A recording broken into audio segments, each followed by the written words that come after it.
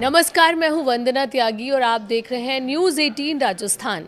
अगर आप gas cylinder book करने वाले हैं, बैंक जाने की योजना बना रहे हैं, ट्रेन का तत्काल टिकट लेने वाले हैं या फिर टैक्स रिटर्न भरना बाकी है, तो ये जानकारी आपके लिए बेहद ज़रूरी है, क्योंकि हर महीने की तरह 1 अगस्त 2026 से भी कई बड़े नियम बदलने जा रहे हैं, जिनका सीधा असर आपकी जेब और रोज़मर्रा की ज़िंदगी पर पड़ सकता है।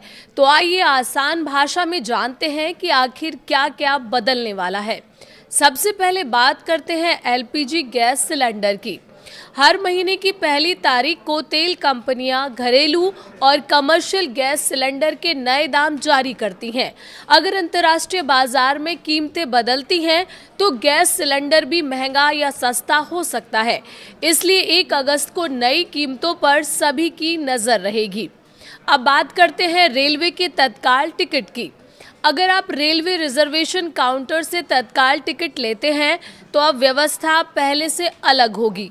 अब काउंटर पर पहले टोकन मिलेगा और उसी के हिसाब से आपकी बारी आने पर टिकट बुक किया जाएगा। इसका मकसद लंबी लाइन और धक्का मुक्की को कम करना है। अब जानते हैं बैंक की छुट्टियों के बारे में।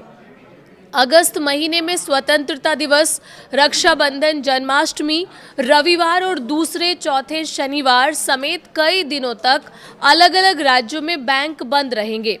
अगर आपको बैंक शाखा में कोई ज़रूरी काम है तो पहले छुट्टियों की सूची ज़रूर देख लें, ताकि बाद में परेशानी ना हो। अब बात एटीएम और डिजिटल बैंकिंग की। अच्छी बात यह है कि एटीएम, यूपीआई, मोबाइल बैंकिंग और इंटरनेट बैंकिंग सेवाएं सामान्य रूप से चलती रहेंगी, लेकिन कुछ बैंक अपने सर्विस चार्ज, फ्री ट्रांजैक्शन की सीमा या अन्य नियमों में बदलाव कर सकते हैं। इसलिए अपने बैंक की आधिकारिक जानकारी ज़रूर देखते रहें। अब आते हैं क्रेडिट कार्ड पर। हर महीने की शुरुआत में कई बैंक अपने क्रेडिट कार्ड से जुड़े नियमों में बदलाव करते हैं, जैसे रिवॉर्ड पॉइंट्स, एनुअल फीस, भुगतान की शर्तें या दूसरी सुविधाएं। अगर आप क्रेडिट कार्ड इस्तेमाल करते हैं तो अपने बैंक का अपडेट ज़रूर चेक कर लें। अब बात ईंधन की कीमतों की। एलपीजी के अलावा विमान ईंधन यानी एटीएफ और अन्य ईंधन की कीमतों में भी बदलाव हो सकता है। इसका असर हवाई यात्रा की लागत पर पड़ सकता है। अगर आप अगस्त में फ्लाइट से यात्रा करने वाले हैं तो किराए में बदलाव देखने को मिल सकता है। अब सबसे ज़रूरी अपडेट इनकम टैक्स रिटर्न यानी आईटीआर को लेकर। अगर आप ऐसे करदाता हैं जिन्हें आईटीआर 3 या आईटीआर 4 भरना है और जिनके खाते का ऑडिट ज़रूरी नहीं है, तो आपके लिए आखिरी तारीख 31 अगस्त 2026 है। अगर तय समय तक रिटर्न दाखिल नहीं किया तो आयकर कानून के तहत 5,000 रुपये तक की लेट फीस देनी पड़ सकती है। इसीलिए आखिरी तारीख का इंतज़ार ना करें। और आखिर में बात होम लोन और ईएमआई की। अगस्त में भारतीय रिजर्व बैंक की मौद्रिक नीति बैठक होने की संभावना है।